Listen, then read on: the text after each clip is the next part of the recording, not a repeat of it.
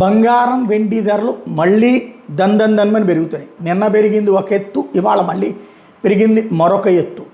మళ్ళీ వెండి 3 లక్షలు దాటేసింది. ఏకంగా 24,000 రూపాయలు పెరిగింది. 1,50,000 దాకా పడిపోయిన వెండి మళ్ళీ నిన్నో 10,000, ఇవాళ ఒక 20,000 దాకా పెరిగిపోయింది. అదే సందర్భంలో బంగారం వచ్చేటప్పటికి 5,000 రూపాయలు పెరిగింది. నిన్న ఒక 5,000, ఇట్లాగా మళ్ళీ దాదాపుగా బంగారం వెండి ధరలు అన్నటువంటిది మళ్ళీ పతాక స్థాయికి చేరుతున్నాయి.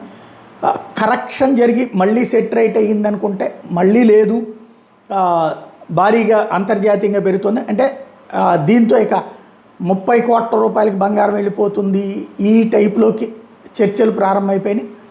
అంటే పబ్లిక్ దగ్గర మొన్న కొన డబ్బులన్నీ లాస్ అయ్యామని ఫీల్ అయినటువంటి వాళ్ళకి మళ్ళీ లేదు మీరు లాస్ కాలేదు, ఇంకా కొనండి అంటున్నారనమాట.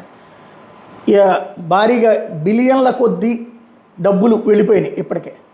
ప్రజలు ఇవాళైనా సరే గుర్తుపెట్టుకోవాల్సింది ఒకటే, మీ ఇంట్లో బంగారం నగలు కావాలనుకున్నంత వరకు కొనుక్కోండి, వెండి ఎంతవరకు అవసరమో అంతవరకు కొనుక్కోండి. అలా కాకుండా అప్పులు చేసి ఆస్తులు అమ్ముకుని కొంటే మాత్రం నష్టపోతారు.